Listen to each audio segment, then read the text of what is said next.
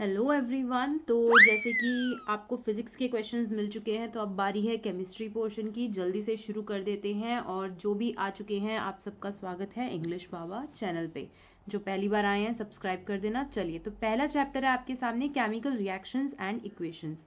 अब इस चैप्टर में जो इम्पोर्टेंट क्वेश्चंस पिछले 10 ईयर में आए हुए हैं, मैंने सब लेके आए हैं आपके लिए। तो पहला क्वेश्चन आपके सामने है, mention with reason the colour change observe when silver chloride is expose to sunlight. बहुत आसान सा, ये कभी कभी अकेला क्वेश्चन 1 मार्क में भी आ जाता है। तो ये 3 स्टेटमेंट जो आपके सामने है, किसी भी फॉर्म में अकेले अकेले भी दे सकते हैं, और हो सकता है इकट्ठा भी आ जाए।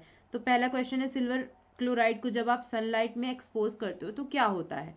सिल्वर क्लोराइड व्हाइट कलर का होता है। जब आप उसे सनलाइट में रखेंगे तो इसका जो कलर होता है वो ग्रे में चेंज होना शुरू हो जाता है, क्योंकि ये डीकम्पोज हो जाता है। ठीक है, सिल्वर क्लोराइड जो है वो सनलाइट की प्रेजेंस में डीकम्पोज हो जाता है सिल्वर और क्लोराइड में, तो क्लोरीन गैस में। तो मैं आपको इसकी रिएक्शन भी शो कर रही हूँ। रिएक्शन देखिए क्या रहेगी इसकी।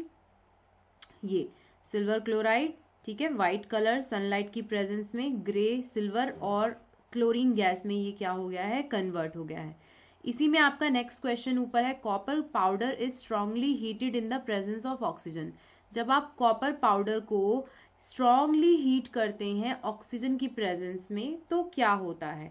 ठीक है, तो इसमें भी आपको रिएक्शन के साथ एक्सप्लेन करना है। तो आप क्या लिखेंगे कि जब आप इसे स्ट्रांगली हीट करते हैं ऑक्सीजन की प्रेजेंस में, तो reddish brown surface of copper powder becomes coated with black substance which is copper oxide. जो कॉपर होता है वो रेडिश ब्राउन कलर का होता है। ठीक है, जब आप इसे ऑक्सीजन की प्रेजेंस में, जो कि गैस है ऑक्सीजन, इसकी प्रेजेंस में जब आप स्ट्रांगली हीट कर देते हो तो ये ऑक्साइड में कन्वर्ट हो जाता है, जिसका कलर होता है ब्लैक। ठीक है, बहुत आसान सा क्वेश्चन है, कभी कभी ये भी 1 मार्क के अंदर भी पूछ लिया जाता है। और इसी के अंदर जो थर्ड पॉइंट था ऊपर क्वेश्चन का, वो क्या था कि piece of zinc is dropped in copper sulphate solution. जब आप जिंक का एक छोटा सा पीस कॉपर सल्फेट सॉल्यूशन में डाल देंगे तो क्या होगा। देखो, ये रिसेंटली पूछा गया 2-3 साल पहले, 2020 में। तो ये क्वेश्चन इंपॉर्टेंट है, इसे नेग्लेक्ट मत करिएगा, इस तरह के क्वेश्चन आते हैं एग्जाम में। तो जब जिंक को आप कॉपर सल्फेट में डिप कर देते हो या फेंक देते हो या छोड़ देते हो, तो उसका जो ब्लू कलर होता है कॉपर सल्फेट का, वो फेड होना शुरू हो जाता है gradually, due to the formation of colourless zinc sulphate solution. ठीक है, वहां पे जिंक सल्फेट सॉल्यूशन बन जाता है और रेडिश ब्राउन कॉपर मेटल निकलता है। बेसिकली यहाँ पे क्या हो रहा है, डिस्प्लेसमेंट रिएक्शन हो रही है। जिंक जो है वो कॉपर को हटा देता है और खुद लग जाता है सल्फेट के साथ। कॉपर का जो ब्लू कलर है वो खत्म हो जाता है और जिंक सल्फेट का कलरलेस कलर बनना शुरू, मतलब कलरलेस हो जाता है, क्योंकि वहां जिंक सल्फेट बन गया है और कॉपर साथ में निकल जाएगा सॉलिड फॉर्म में। तो ये रिएक्शन भी आपको करके दिखानी है। आगे बढ़ते हैं। अगर ये क्वेश्चन तुमने अच्छे से कर लिया तो तुम्हारे 3 मार्क्स कहीं नहीं गए। हो सकता है इस क्वेश्चन को 5 मार्क्स में भी बना दें, अगर विद रिएक्शन पूछा जाए तो किसी भी तरह से ये क्वेश्चन आपसे पूछा जा सकता है। अगले क्वेश्चन पे बढ़ते हैं। बहुत ही बढ़िया वाला क्वेश्चन एक और आया तुम्हारे लिए, डीकम्पोजिशन रिएक्शंस रिक्वायर एनर्जी। जो डीकम्पोजिशन रिएक्शन होती है उसे एनर्जी की जरूरत होती है, इधर in the form of heat, light या फिर इलेक्ट्रिसिटी। तो आपको जब रिएक्टेंट्स को ब्रेक करना है, या तो हीट चाहिए या लाइट चाहिए या इलेक्ट्रिसिटी चाहिए। तो इसने बोला है कि तीनों के लिए आपको एक एक रिएक्शन देनी है, यानी कि हीट के केस में भी दिखाओ डीकम्पोजिशन, लाइट भी और इलेक्ट्रिसिटी भी। तो आपको जब हीट यूज करते हैं, जब एब्जॉर्प्शन ऑफ हीट होता है, तो ये रिएक्शन आप दे सकते हैं वहां पे। देखो, ये भी 2018 में पूछा गया है। और ऐसा क्वेश्चन जो है वो कभी कभी बस थोड़ी सी स्टेटमेंट बदल के आ जाता है। आपको बोलेंगे कि in the presence of heat zinc carbonate पे अगर रिएक्शन करेंगे तो क्या होगा, तो आप कहोगे डीकम्पोजिशन हो जाती है, ऐसे ऐसे हो जाता है। ठीक है, तो किसी भी फॉर्म में आ जाए तो तुम कर लोगे। डीकम्पोजिशन रिएक्शन में एब्जॉर्प्शन ऑफ हीट होगा, तो यहाँ आप एग्जाम्पल दे सकते हो जिंक कार्बोनेट का। जिंक कार्बोनेट को जब आप हीट करते हैं, यानी कि जब जिंक कार्बोनेट को हीट प्रोवाइड होती है, तो वो जिंक ऑक्साइड और कार्बन डाइऑक्साइड में ब्रेक हो जाता है। जहां पे कार्बन डाइऑक्साइड कार्बोनेट दिखता है वहां कार्बन डाइऑक्साइड तो निकलता ही निकलता है। ठीक है, तो यहाँ कार्बन डाइऑक्साइड आप अलग कर देंगे और जिंक ऑक्साइड को आप अलग कर देंगे। ठीक है, ओके, तो ये हो गया हीट के केस में। अब बढ़ते हैं आगे। जब हम वहां पे लाइट का यूज करते हैं तो क्या होता है। तो लाइट के केस में आप दिखा सकते हैं ये वाली, और ऊपर अभी तुमने जो सिल्वर क्लोराइड वाली की थी वो भी तुम डाल सकते हो एग्जाम्पल, तो कोई प्रॉब्लम नहीं है, दोनों ले सकते हो। ठीक है, यहाँ पे हाइड्रोजन परऑक्साइड का एग्जाम्पल लिया है मैंने। लाइट के केस में हाइड्रोजन परऑक्साइड ब्रेक हो जाता है वाटर और ऑक्सीजन के अंदर। ठीक है, so this is also decomposition in the presence of light. Third case हो गया इलेक्ट्रिक करंट। करंट की प्रेजेंस में एल्यूमिना को आप ब्रेक कर सकते हैं एल्यूमिनियम और ऑक्सीजन में। और भी बहुत इजी इजी रिएक्शंस जो तुम्हें लगे तो वो भी कर सकते हो, कोई दिक्कत ही नहीं है। चलिए बढ़ते हैं आगे नेक्स्ट क्वेश्चन पे। रिडक्शन रिएक्शन क्या होती है? कभी कभी सीधी डेफिनेशंस वाले क्वेश्चन बहुत पूछे जाते हैं, ये भी आजकल ट्रेंड बन गया है, सीधी 1 मार्क में 2 मार्क में आपको डेफिनेशन विद एग्जांपल देने को कह देते हैं। तो ये वाले क्वेश्चन भी आप कर सकते हैं। देखो ये बोर्ड टर्म 1 2015 में पूछा गया था। So what is reduction reaction? Identify the substance that are oxidised and substance that are reduced in the following reaction. आपको यहाँ पे 2 रिएक्शन दे रखी है, आपको बताना है किस पे ऑक्सीडेशन हो रही है, किस पे रिडक्शन हो रही है। तो बहुत मजेदार क्वेश्चन होते हैं ये। सो आपको सबसे पहले डेफिनेशन देनी है रिडक्शन रिएक्शंस की। तो those reaction in which addition of oxygen to a substance और removal of oxygen from a substance takes place. या तो हाइड्रोजन का एडिशन हो रहा है या फिर ऑक्सीजन का रिमूवल हो रहा है। उन दोनों केसेस में कौन सी रिएक्शन होती है? रिडक्शन रिएक्शन होती है। तो आपको जो एक पहली रिएक्शन दे रखी है आयरन वाली, इस केस में आपको पूरी रिएक्शन को लिख के कहाँ ऑक्सीडेशन कहाँ रिडक्शन है वो बता देना है। तो देखिए ध्यान से, यहाँ पे जो आयरन है जिसपे ऑक्सीजन ऑलरेडी जुड़ी हुई थी, अब वो किस में कन्वर्ट हो रहा है? आयरन में। यानी कि इसमें क्या हुआ? रिमूवल ऑफ ऑक्सीजन हुआ। तो रिमूवल ऑफ ऑक्सीजन क्या होता है? रिडक्शन होता है। ठीक है, यहाँ पे एल्यूमिनियम अकेला है, इस पे आप देखिए रिएक्टेंट से प्रोडक्ट की तरफ इसमें क्या हुआ? ऑक्सीजन का एडिशन हुआ। सो जो रिडक्शन की डेफिनेशन होती है ऑक्सीडेशन की, हमेशा उसकी क्या होती है? उल्टी होती है। तो रिमूवल ऑफ ऑक्सीजन अगर होगा तो रिडक्शन होगा, और एडिशन ऑफ ऑक्सीजन होगा तो वो क्या हो जाएगा? ऑक्सीडेशन हो जाएगा। I hope so it is clear everyone. तो यहाँ पे इसके ऊपर तो क्या हो रही है? आयरन ऑक्साइड पे तो क्या हो रही है? रिडक्शन हो रही है। ठीक है, और एल्यूमिनियम पे क्या हो रही है? ऑक्सीडेशन, यानी कि एल्यूमिनियम ऑक्सीडाइज हुआ और Fe2O3 क्या हुआ? रिड्यूस हुआ। आगे अगली रिएक्शन जो आपको दे रखी है उसमें भी बताना है ऑक्सीडेशन रिडक्शन। तो जल्दी से देखिए, यहाँ पे PbO जिसपे ऑक्सीजन जुड़ी हुई है वो कन्वर्ट हो गया Pb में, यानी कि रिमूवल ऑफ ऑक्सीजन। तो क्या हुआ? रिडक्शन हुआ, यानी कि PbO रिड्यूस हो रहा है। और कार्बन पे आप देख सकते हैं रिएक्टेंट से प्रोडक्ट में आते आते ऑक्सीजन का एडिशन हो रहा है, यानी कि दिस इज ऑक्सीडेशन। तो कार्बन क्या हुई? ऑक्सीडाइज। ऐसे क्वेश्चन रिएक्शन चेंज करके आएंगे ही आएंगे, तो ये तो पक्का समझ लो कि ये 2 या 3 नंबर में ऑक्सीडेशन रिडक्शन पे कुछ ना कुछ आने वाला है। चलिए अगले क्वेश्चन पे बढ़ते हैं। Can a displacement reaction be a redox reaction? क्या कोई डिस्प्लेसमेंट रिएक्शन रिडॉक्स रिएक्शन हो सकती है? अगर हाँ तो इसका कोई एग्जाम्पल आपको देके वहां पे बताना है। ठीक है, तो आप पहले मैं इस क्वेश्चन को समझा रही हूँ, ध्यान से देखिए। तो इन्होंने कहा कि एक डिस्प्लेसमेंट रिएक्शन ले लेते हैं। ये वाली रिएक्शन अभी तुमने ऊपर भी की थी कि जिंक को कॉपर सल्फेट सॉल्यूशन में जब आप रख देते हैं तो जो जिंक सल्फेट है वो बन जाता है और कॉपर अलग हो जाता है ना। तो यहाँ पे आप कह सकते हो जिंक जो है वो जिंक सल्फेट में बन रहा है, कन्वर्ट हो गया है by the loss of electrons. और या फिर आप ये भी कह सकते हो कि इस पे ऑक्सीजन का एडिशन हुआ, जैसे तुम्हें याद होता है। पर लॉस ऑफ इलेक्ट्रॉन वाला भी याद रखना, ये भी फॉर्मूला होता है। लॉस ऑफ इलेक्ट्रॉन हो रहा है यानी कि ऑक्सीडेशन हो रही है, और गेन ऑफ इलेक्ट्रॉन हो रहा है यानी कि रिडक्शन हो रही है। और यहाँ पे कॉपर सल्फेट पे देखिए क्या हो रहा है? कॉपर में कन्वर्ट हो रहा है, यानी कि ऑक्सीजन हट गई, गेन ऑफ इलेक्ट्रॉन्स हो गया। तो आप कह सकते हो कि कॉपर सल्फेट क्या हुई है? रिड्यूस हुई है। तो इस रिएक्शन में आप कह सकते हो कि ऑक्सीडेशन और रिडक्शन दोनों हो रही है, यानी कि डिस्प्लेसमेंट रिएक्शन भी रिडॉक्स रिएक्शन हो सकती है। और जिसको ये नहीं पता कि रिडॉक्स का मतलब क्या है, तो ध्यान रखना, रीडॉक्स यानी कि reduction oxidation. Red ox, red means reduction, ox means oxidation. ठीक है, नेक्स्ट क्वेश्चन है write the type of chemical reaction in the following. आपको यहाँ पे केमिकल रिएक्शन का नाम बताना है। तो जब आप एक एसिड और एक बेस को रिएक्ट करवाते हैं तो एसिड और बेस की जो रिएक्शन होती है that is called neutralisation reaction. तो इसका आंसर क्या हुआ? Neutralisation reaction. ठीक है, और इसी के अंदर एक और रिएक्शन है rusting of iron. Rusting of iron कौन सी रिएक्शन है? किस टाइप की रिएक्शन है? ऑक्सीडेशन रिएक्शन है। ठीक है, आयरन के ऊपर ऑक्सीजन का एडिशन हो रहा है तो वहां पे ऑक्सीडेशन हो जाती है। ये वाला जो क्वेश्चन है ये भी 2017 में आया हुआ है और ऐसा क्वेश्चन आने के भी पूरे पूरे चांसेस होते हैं। देखो ये नहीं होता कि जैसे क्वेश्चन दे दिए वही आएंगे, लेकिन एक टाइप ऑफ क्वेश्चंस का आपको आइडिया मिल रहा है इस पूरी वीडियो के अंदर। इससे बाहर ऐसी कोई भी चीज आपको मिलने वाली है ही नहीं, ऐसे टाइप के ही क्वेश्चन भरे भरे भरे मिलेंगे आपको पेपर में।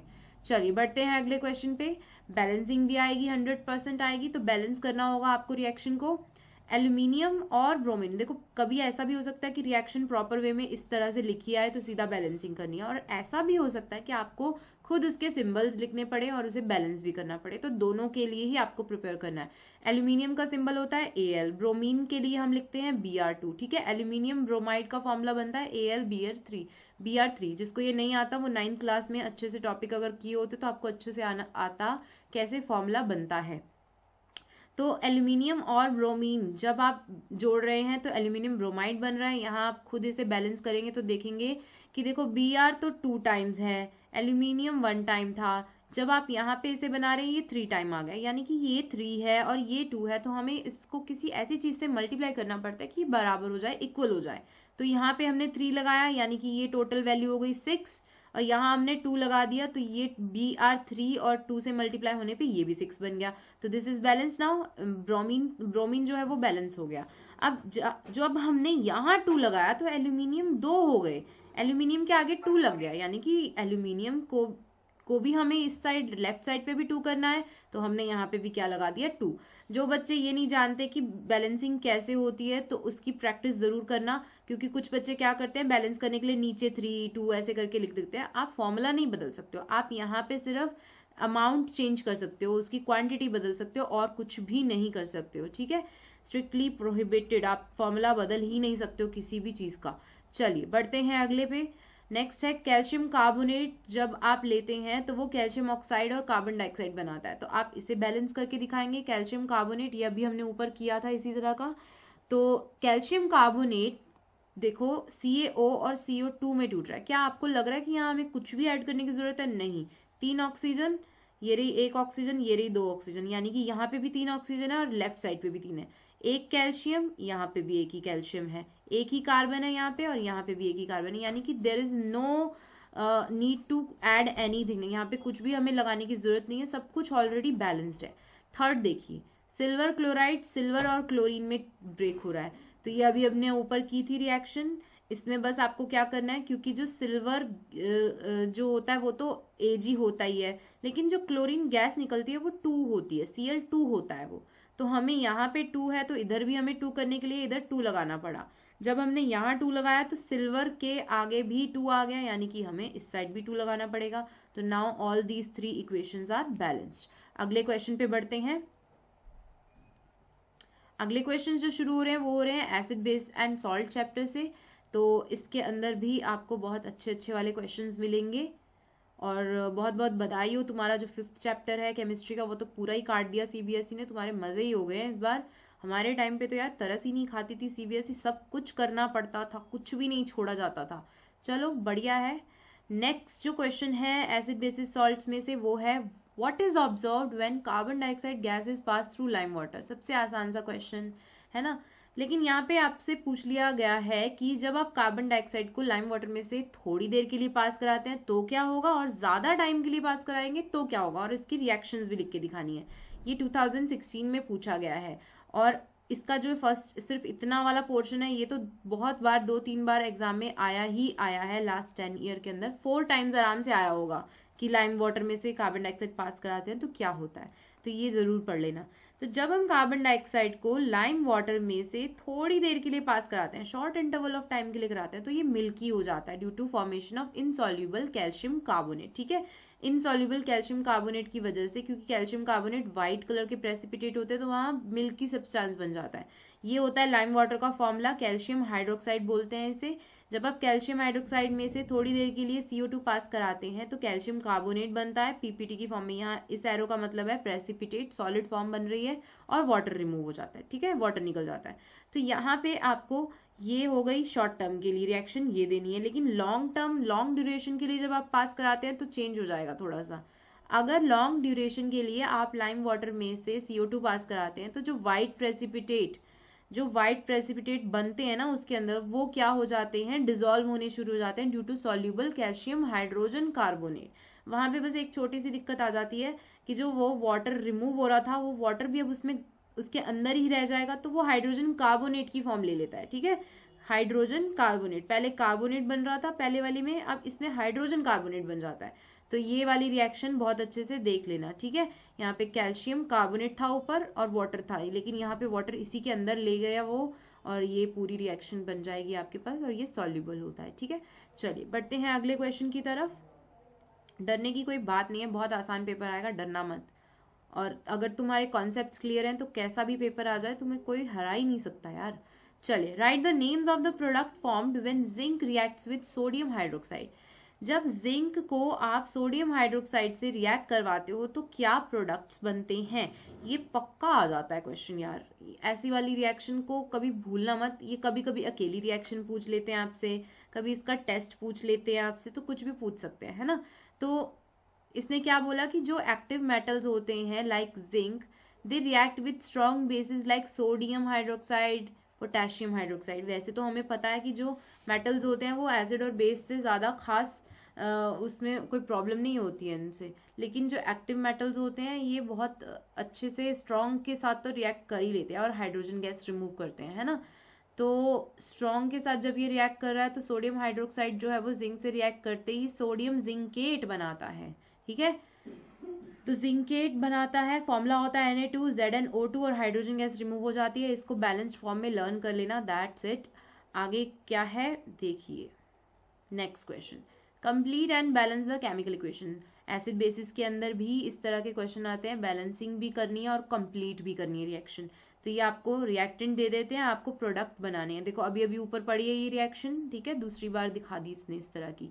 ये वाला जो क्वेश्चन है ये बोर्ड के अंदर पूछा गया था, मैं यहाँ पे लिखना भूल गई हूँ। ये वाला क्वेश्चन 2016 में पूछा गया है, पूरा का पूरा सेम क्वेश्चन 2016 में। तो जब सोडियम हाइड्रोक्साइड और जिंक रिएक्ट करते हैं तो सोडियम जिंकेट बनता है और हाइड्रोजन गैस, अभी अभी पढ़ा है हमने, कोई दिक्कत नहीं आएगी। ये वाली जो रिएक्शन है ये भी तुमने अभी अभी पढ़ी है ऊपर, कैल्शियम हाइड्रोजन कार्बोनेट बन जाता है। कौन सी वाली है, लॉन्ग टर्म के लिए, जब आप उसमें कार्बन डाइऑक्साइड को पास कराते हैं, कैल्शियम कार्बोनेट नहीं, ये वो वाली नहीं है, सॉरी, ये तो कैल्शियम कार्बोनेट है ना, वो कैल्शियम हाइड्रोक्साइड है।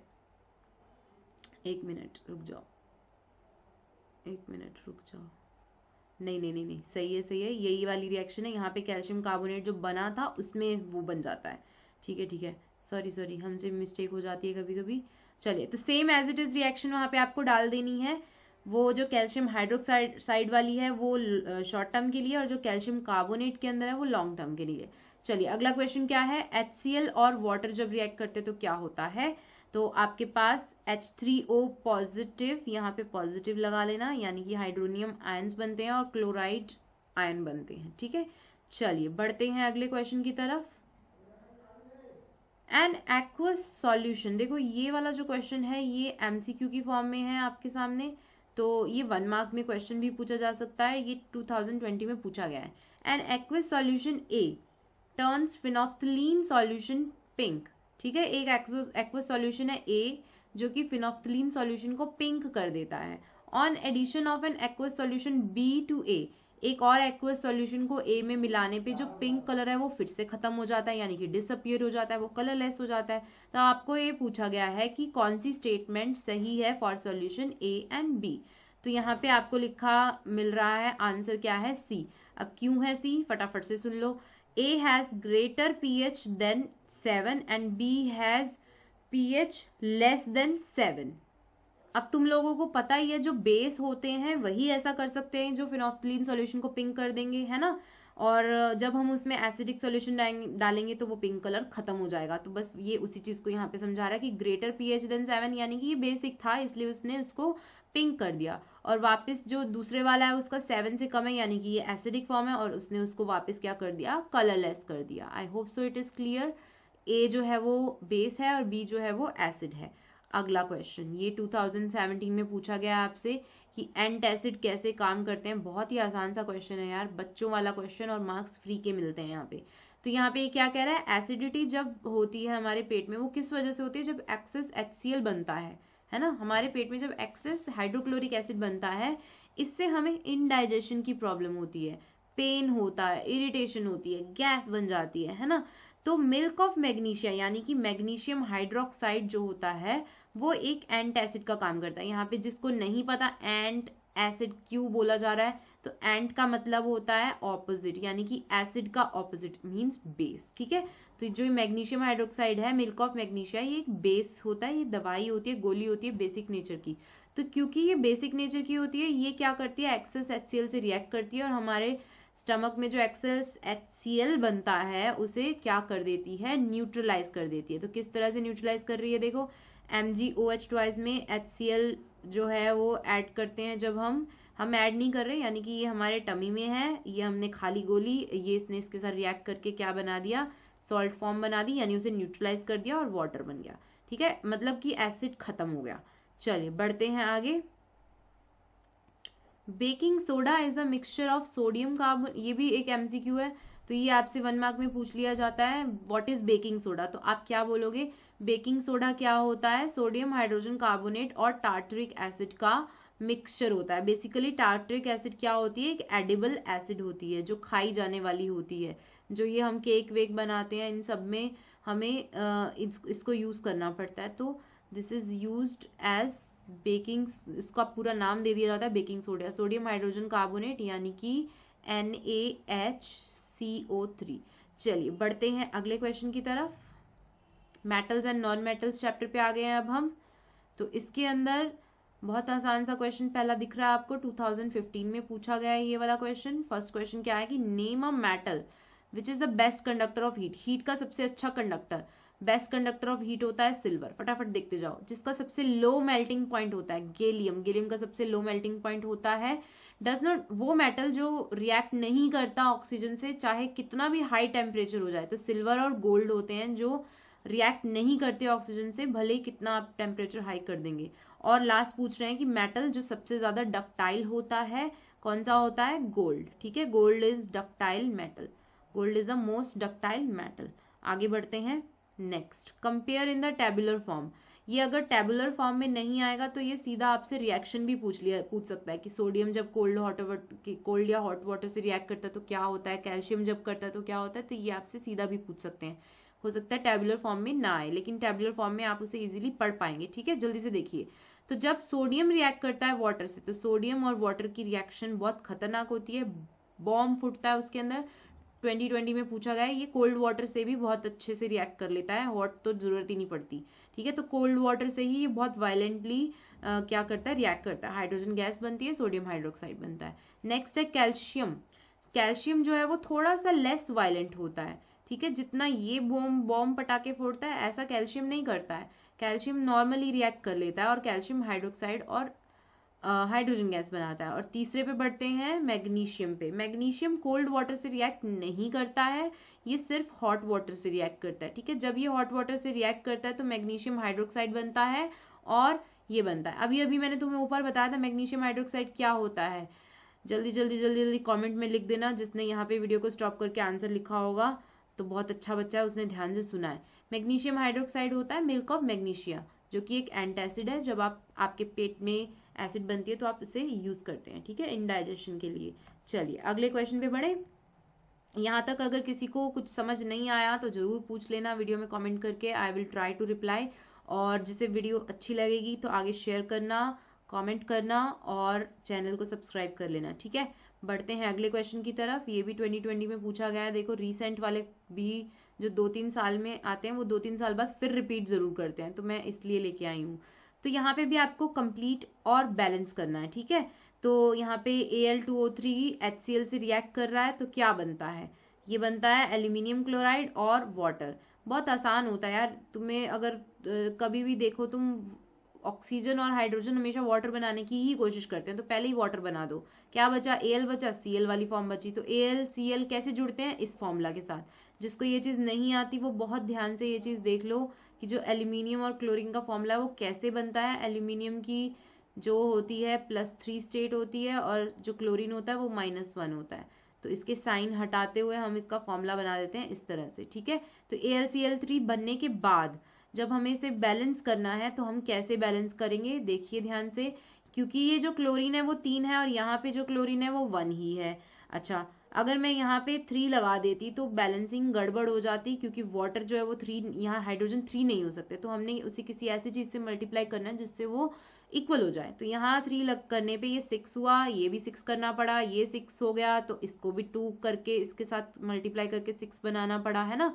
तो इस सब से तामझाम क्या हो गया, सॉल्व हो गया। एल्यूमिनियम भी 1 था, तो यहाँ पहले से 2 थे, तो हमें 2 लगाना पड़ा यहाँ पे, ठीक है। जैसे तुम्हें ठीक लगे यार, बैलेंसिंग करके देखना, लेकिन कॉपी पेन लेके बैठना इसके लिए।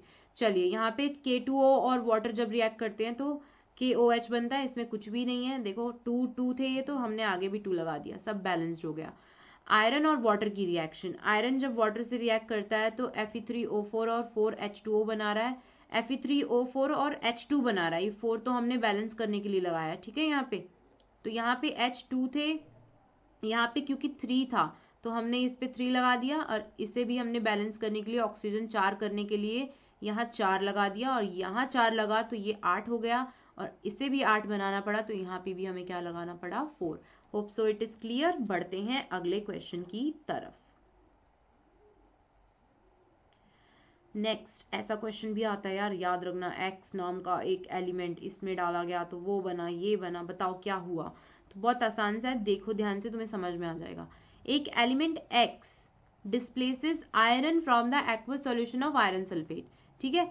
आयरन सल्फेट में से आयरन को हटा रहा है ये एक्स नाम का एलिमेंट। अब ये एक्स कौन है, ये तुम्हें ढूंढना है, ठीक है। List your observations if element x is treated with aqueous solution of copper sulphate, zinc sulphate, silver nitrate. Based on these observation arrange x, Z and CuAg in increasing order of their reactivities. आपको बस इसे order of reactivity में लगा देना है। तो उसने बोला है ऑब्जर्व करिए, जैसे इसने पहले बोला कि X जो है वो आयरन को हटा देता है उसके सॉल्ट सॉल्यूशन में से, यानी कि X जो है वो आयरन से ज्यादा रिएक्टिव है, ऑब्वियस है ये तो हमें X को आयरन से तो पहले ही रखना है। It will also displace copper from copper sulphate and silver from silver nitrate as both are less reactive than iron. अब जो आयरन से भी कम रिएक्टिव है तो ऑब्वियसली X तो उनको आराम से हटा सकता है ना। अच्छा, अब जिंक जो है वो आयरन से ज्यादा रिएक्टिव होता है, जो जिंक है वो आयरन से ज्यादा, यानी कि सबसे ज्यादा कौन हो गया, जिंक हो गया। तो इसका ऑर्डर ऑफ रिएक्टिविटी बिल्कुल आराम से आप लगा सकते हैं कि जिंक है, उसके बाद एक्स सबसे ज्यादा है, उसके बाद आयरन, फिर जो भी आपको दे रखा है वो उसके भी पीछे चले गए। तो ये हो गया इसका रिएक्टिविटी ऑर्डर, आप इसको किसी भी फॉर्म में लिख सकते हो, ठीक है। चलिए बढ़ते हैं आगे। By the transfer of electrons illustrate the formation of bond in magnesium chloride and identify ions present in this compound। आपको क्या करना है, ट्रांसफर ऑफ इलेक्ट्रॉन्स दिखाना है कि कैसे इलेक्ट्रॉन्स का ट्रांसफर होता है और मैग्नीशियम क्लोराइड बनता है। तो उसके लिए आपको मैग्नीशियम लेना है और क्लोरीन लेना है ना। 2 क्लोरीन के यहाँ पे एलिमेंट्स है और यहाँ पे एक मैग्नीशियम है, और कैसे इनके इलेक्ट्रॉन्स इधर उधर जा रहे हैं। तो आप देखिए मैग्नीशियम की जो लास्ट शेल में 2 इलेक्ट्रॉन्स होते हैं, अगर इसे स्टेबल होना है तो अपने इसे 2 इलेक्ट्रॉन्स देने पड़ते हैं, और जो क्लोरीन होता है उसे एक एक इलेक्ट्रॉन, एक क्लोरीन को 1 इलेक्ट्रॉन चाहिए अपनी लास्ट शेल में, क्योंकि जो क्लोरीन होता है उसकी वैलेंसी होती है 2, 8, 7। यहाँ पे 2 के लिए लिखा गया, तो इसमें कंफ्यूज मत होना। अगर तुम्हें ये वाली चीज नहीं याद रहती तो इसे ऐसे लिख लो 2, 8, 7, और ब्रैकेट में फिर से लिख लो 2, 8, 7। बेसिकली इन दोनों को 2 इलेक्ट्रॉन की जरूरत है, तो 1 इलेक्ट्रॉन का ट्रांसफर यहाँ दिखा देंगे। क्योंकि इसने अपने 2 इलेक्ट्रॉन दिए तो यहाँ पे पॉजिटिव आ गया, जितने दिए उतना पॉजिटिव, तो 2 पॉजिटिव आ गया। और क्लोरीन ने एक एक लिया, तो इस पे भी -1, इस पे भी -1, यानी कि दोनों के ऊपर 2 आगे लगा देंगे तो दोनों पे क्या आ गया, -1, ठीक है। तो यहाँ पे इसको 1 मिल जाता तो ये भी 8 हो जाएगा, यहाँ इसको 1 मिल जाएगा तो ये भी, इसीलिए इसको सीधा 2, 8 लिख दिया गया। तो ये वाली चीज अगर सबको समझ में आ गई हो तो बढ़िया है। बढ़ते हैं आगे। Ionic compounds are solid, ionic compound solid होते हैं, रीजन दीजिए। तो इसमें क्या बोला जा रहा है कि आयनिक कंपाउंड जो होते हैं वो सॉलिड होते हैं, क्योंकि जो पार्टिकल्स होते हैं वो आयनिक कंपाउंड बनाते हैं और बहुत स्ट्रांगली इलेक्ट्रोस्टैटिक बॉन्ड्स के साथ बनाते हैं, ठीक है। जो पार्टिकल्स होते हैं वो बहुत स्ट्रांग बॉन्ड्स के साथ जुड़ते हैं, और ये जो स्ट्रांग बॉन्ड होता है वो उन कंपाउंड्स को जोड़ के रखता है, उनको जल्दी से टूटने नहीं देता, और जो जुड़े रहेंगे तो वो सॉलिड फॉर्म में आराम से बने रहते हैं, ठीक है। तो आपसे ये भी पूछा जा सकता है कौन से बॉन्ड्स होते हैं, इलेक्ट्रोस्टैटिक बॉन्ड्स होते हैं, ठीक है। बढ़ते हैं अगले क्वेश्चन की तरफ। Right chemical equations for the reactions taking place when zinc sulphate is heated in air. आपको यहाँ पे बताना है जिंक सल्फेट जब एयर में हीट होता है तब क्या होता है, और जिंक कार्बोनेट जब कैल्सिनेशन होती है, जब उस पर कैल्साइंड होता है तो क्या होता है। ये 2014 का क्वेश्चन है और ये 2018 में भी एज इट इज आया हुआ है। ठीक है, चलिए तो ये वाला क्वेश्चन ध्यान से देखिए। जिंक सल्फाइड ये ZnS फॉर्मूला होता है। एयर में से ऑक्सीजन आई, हीट हुई in the presence of air, तो क्या होगा, जिंक जो है वो सल्फाइड को हटा के ऑक्सीजन को एक्सेप्ट कर लेता है और जिंक ऑक्साइड बना देता है, और जो सल्फर है यानी कि जो एस यहाँ से निकला वो ऑक्सीजन को लेके क्या बन जाता है, सल्फर डाइऑक्साइड। आपको इसको बैलेंस भी करना है तो इसकी बैलेंसिंग बहुत ध्यान से करिएगा, ध्यान से इसको देख लीजिएगा, क्योंकि जिंक भी ऑक्सीजन ले रहा है और सल्फर भी ऑक्सीजन ले रहा है, तो सबको ऑक्सीजन प्रोवाइड करते करते हमें उसकी बैलेंसिंग पे पूरा ध्यान देना है। चलिए तो अगला क्वेश्चन है, जिंक कार्बोनेट जब कैल्सिनेशन होती है उस पर तो क्या होता है। तो कैल्सिनेशन बहुत आसान है, क्या होता है, सीधी सीधी बात है, कार्बन डाइऑक्साइड निकल जाती है उसके अंदर से। ठीक है, और ऑक्सीजन जो बचता है वो उस मेटल के साथ जुड़ जाता है और ऑक्साइड फॉर्म बना देता है। तो आपको जिंक की ऑक्साइड फॉर्म दिखानी है और कार्बन डाइऑक्साइड निकाल देनी है, दैट्स इट। अगले question carbon and its compound chapter से, जो कि लास्ट चैप्टर है आपका, और इससे रिलेटेड जितने भी क्वेश्चन आ जाते हैं वैसे वाले क्वेश्चंस ही लाई हूँ, कोई इधर उधर के फालतू क्वेश्चंस करने की जरूरत ही नहीं पड़ेगी तुम्हें।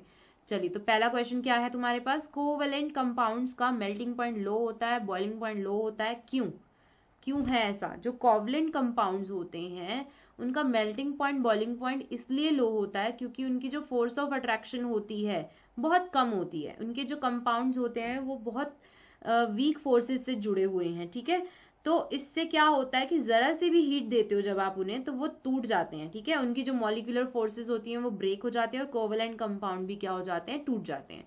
ठीक है, I hope so it is clear. Very easy question 2020 में पूछा गया है। 2-3 साल पुराने क्वेश्चंस जो होते हैं वो 2-3 साल बाद रिपीट होते हैं, तो ध्यान रखना इसको।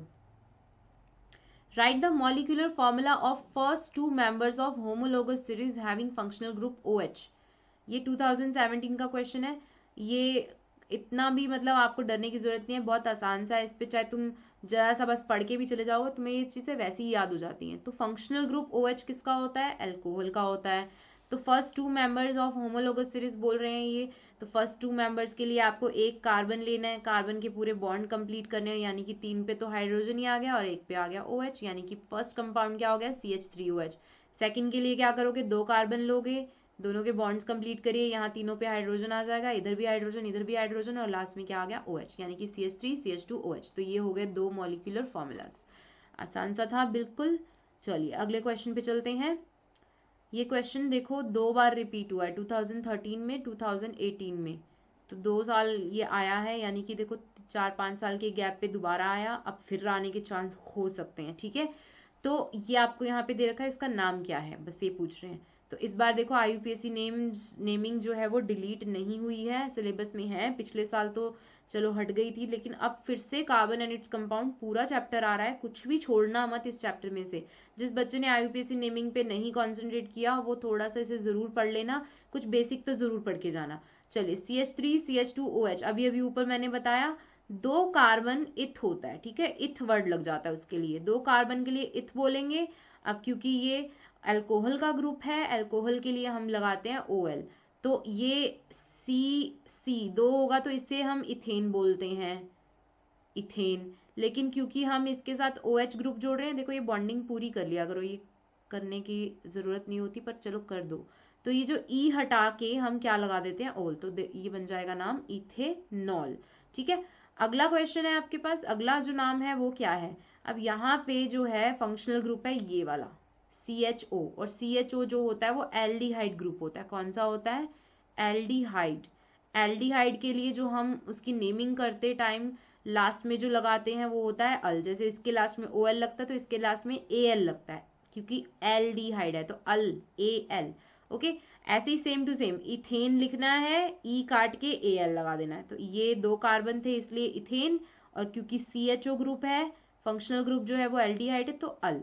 होप सो क्लियर हो गया, बहुत आसान सा क्वेश्चन था। अब बढ़ते हैं अगले क्वेश्चन की तरफ। अब आपको ऐसा वाला क्वेश्चन भी आ जाएगा, टेंशन मत लेना, बहुत आसान सा, नंबर ऑफ बॉन्ड्स काउंट करने हैं। ये आपको दे रखा है कि आप बताइए इथेन के अंदर कितने कोवेलेंट बॉन्ड्स हैं, तो आपको C2OH6 इथेन का फॉर्मूला लिखना है और इस तरह से उसको प्रॉपर स्ट्रक्चर फॉर्मूला में बना के स्ट्रक्चर बना के दिखा देना है कि इस तरह से लिखा जाता है। अब इसमें बॉन्ड्स काउंट कर लो, 1 2 3 4 5 6 7, कितने हैं टोटल? 7 कोवेलेंट बॉन्ड्स हैं। ठीक है, 6 तो क्या है CH वाले हैं और 1 क्या है CC वाला, ये रहा CC वाला। ओके, बाकी सारे CH वाले हैं। चलिए अगले क्वेश्चन पे बढ़ते हैं।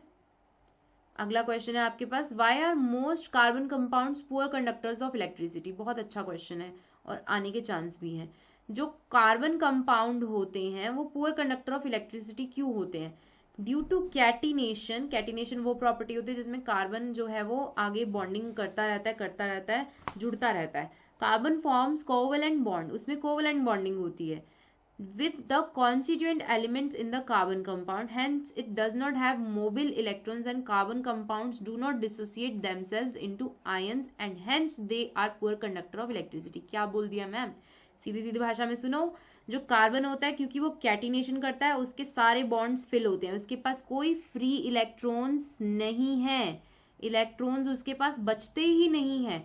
अब आपको पता है इलेक्ट्रिसिटी इलेक्ट्रॉन्स की वजह से ही पॉसिबल है, अगर इलेक्ट्रॉन्स फ्लो करेंगे तो इलेक्ट्रिसिटी फ्लो करेगी, लेकिन इलेक्ट्रॉन्स बचेंगे ही नहीं तो इलेक्ट्रिसिटी कहाँ से आएगी, है ना? तो इलेक्ट्रॉन्स नहीं होंगे तो वो अपने आप को आयंस में डिसोसिएट ही नहीं कर सकते, आयंस में ब्रेक ही नहीं कर सकते। सो दैट इज वाई जो कार्बन कंपाउंड्स होते हैं वो पुअर कंडक्टर होते हैं इलेक्ट्रिसिटी के।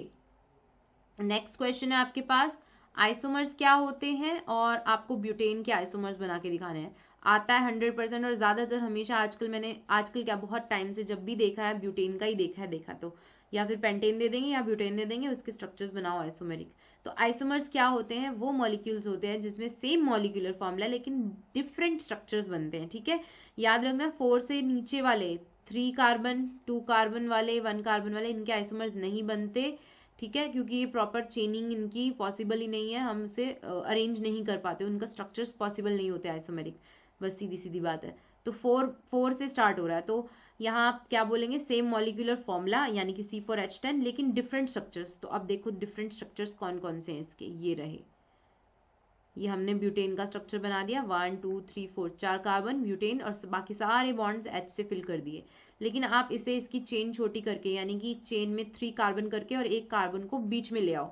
ठीक है, तो ये भी जो है वो क्या बन जाएगा? ब्यूटेन का ही स्ट्रक्चर है, लेकिन क्या बन गया? ये नाम क्या हो गया इसका? बदल गया। सेम फॉर्मूला है, ध्यान से अगर आप देखेंगे तो उतने ही कार्बन और उतने ही हाइड्रोजन बराबर है इसमें। C4H10 इसमें है और C4H10 ही इसमें है, लेकिन दोनों को देखोगे तो दोनों अलग अलग दिखाई दे रहे हैं। इसका जो नाम है एन ब्यूटेन है, इसका नाम रहेगा 2 पोजीशन। ये देखो 1 2 3 2 पोजीशन पे क्या लगा हुआ है? मिथाइल ग्रुप लगा हुआ है, इसे मिथाइल ग्रुप बोलेंगे। और बाकी सारा क्या है? ये इस चेन का नाम हो गया प्रोपेन, सो 2 मिथाइल प्रोपेन। ठीक है, चलिए तो आज का जो लास्ट क्वेश्चन है आपका वो ये है, और जिसने भी वीडियो को लाइक नहीं किया कर देना और सब्सक्राइब तो पक्का कर देना। तो ये क्या कह रहा है कि right the molecular formula of the following compound and draw there electron dot structure. क्योंकि इस बार फिर से सब कुछ सिलेबस इंक्लूड हो गया तो मैं उम्मीद कर रही हूँ कि इस तरह के क्वेश्चन भी आ सकते हैं, तो इसलिए एक क्वेश्चन आपके लिए यहाँ पे लेके आई हूँ मैं। ये 2015 में पूछा गया था। इथेन का आपको डॉट स्ट्रक्चर बना के दिखाना है। इथेन का फॉर्मूला लिखेंगे पहले C2H6। ठीक है, 2 कार्बन बनाएंगे, दोनों के अंदर जितने जितने इलेक्ट्रॉन्स होते हैं, कार्बन के लास्ट शेल में 4 1 2 3 4। ठीक है, इसी तरह से इस वाले कार्बन में भी 1 2 3 4। 6 हाइड्रोजन है तो एक हाइड्रोजन इधर, एक हाइड्रोजन इधर, एक हाइड्रोजन इधर, हर हाइड्रोजन के पास एक एक इलेक्ट्रॉन होता है लास्ट शेल में। ठीक है, यहाँ पे भी मैं 3 हाइड्रोजन लगा रही हूँ। एक अच्छे से समझ लो, बाकी सारे तुम्हें अपने आप क्लियर हो जाएंगे। इनके पास भी एक एक इलेक्ट्रॉन। ओके, अब आपको क्या करना है? बस इनको क्लाउड फॉर्म में दिखाना है कि इसने अपने आप को स्टेबल करने के लिए उसका एक इलेक्ट्रॉन शेयर कर लिया, इसने भी शेयर कर लिया, इसने भी कर लिया। ठीक है, इस वाले हाइड्रोजन ने भी शेयरिंग कर ली, इस वाले हाइड्रोजन ने इसके साथ शेयरिंग कर ली और यहाँ से ये भी शेयर कर रहा है। अब बचा कार्बन, है ना? तो कार्बन के इस वाले कार्बन के पास भी 4 हैं और इस वाले कार्बन के पास भी 4 हैं, लेकिन अब उसे क्या करना है? 8 करना है ना? तो वो क्या करेगा? ऐसे सर्कल बनाएगा। ध्यान से देखना, 3 तो यहां से ले लेगा, 1 2 3, है ना? 4 उसके पास खुद है, 1 बचा तो 1 आ गया इधर से। आई होप ये वाली बात तुम्हें समझ आ जाए। मैं कलर चेंज करके दिखा रही हूँ कैसे मैं इसका स्ट्रक्चर बनाऊंगी, ध्यान से देखना। अब कार्बन अपने 8 इलेक्ट्रॉन कैसे ले रहा है, ये इसने 3 मारे यहाँ से, ओके, और ये ले लिया एक यहाँ से, हो गए 8 पूरे, ठीक है। ये 8 यहाँ से इसने पूरे कर लिया। अब दूसरे वाला कार्बन भी ऐसे ही करेगा, वो कह रहा है तूने मेरे ले लिए तो मैं भी तेरे ले लूंगा इलेक्ट्रॉन्स, है ना। तो ये इस वाले कार्बन ने भी क्या किया, उसके इलेक्ट्रॉन को अपने पास ले लिया, और हाइड्रोजन्स के भी सारे इलेक्ट्रॉन्स अपने पास ले लिए। बेसिकली किसी के एक दूसरे के इलेक्ट्रॉन ले नहीं रही, ये शेयरिंग कर रहे हैं। तो ये चीज सबको समझ में आ गई होगी। आगे बढ़ते हैं इथीन पे। अब इथीन का स्ट्रक्चर देखिए, और इथीन के भी आपको इसी तरह से क्लाउड के फॉर्म में बना बना के दिखाना है। ये रहा इथीन का, ध्यान से देख लीजिएगा, ठीक है। अब इनके इलेक्ट्रॉन्स लिखिएगा 1 2 3 4, ठीक है। ऐसे ही कार्बन के इधर वाली साइड 1 2 3 4, हाइड्रोजन के भी एक एक इलेक्ट्रॉन ले लेंगे। ये बस क्या करते हैं, पहले हाइड्रोजन 2 इलेक्ट्रॉन्स पूरे करने की कोशिश करता है अपने, ये कर लिए 2 इलेक्ट्रॉन्स हाइड्रोजन ने पूरे, और अब कार्बन ने भी वही चीज की, ठीक है। कार्बन ने 8 यहाँ से ले लिए, 8 ऐसे पूरे कर लिए, तो ये उसका कंप्लीट हो गया। लास्ट है इथाइन, C2H2। तो जब भी जितने भी हाइड्रोजन कम होते जाते तो इसमें डरने की कोई बात नहीं होती है। जो कार्बन होता है उसके पास उतने इलेक्ट्रॉन ही रहते हैं, वो बदलते नहीं है। तो वो बस क्या करता है, अंदर ट्रिपलिंग कर रहा है, यहाँ पे उसने डबल बॉन्ड बना लिया, यहाँ उसने ट्रिपल बॉन्ड बना लिया। तो ये कार्बन के 1 2 3 और 4 इलेक्ट्रॉन, इसी तरह से इस कार्बन के 1 2 3 और 4 इलेक्ट्रॉन। हाइड्रोजन का भी 1 इलेक्ट्रॉन, हाइड्रोजन का 1, ये हाइड्रोजन ने अपने 2 इलेक्ट्रॉन पूरे किए, यहाँ से भी पूरे किए। कार्बन ने ऐसे करके अपना पूरा जो क्या किया, क्लाउड लगाते हुए 8 इलेक्ट्रॉन पूरे कर लिए, और दूसरे कार्बन ने भी वैसे ही अपने 8 इलेक्ट्रॉन क्या कर लिए, पूरे कर लिए। तो यहाँ पे आपकी वीडियो समाप्त होती है। जितने भी क्वेश्चंस तुमने यहाँ किए हैं सबके सब बहुत इंपॉर्टेंट हैं। हाँ, एज इट इज नहीं आते हैं, ये ध्यान रखना। इस तरह के क्वेश्चन आपको 110% नहीं 200% मिलेंगे। तो सबको अपने एग्जाम्स के लिए ऑल द वेरी बेस्ट। और वीडियो कैसी लगी जरूर बताइएगा। Bye everyone, take care.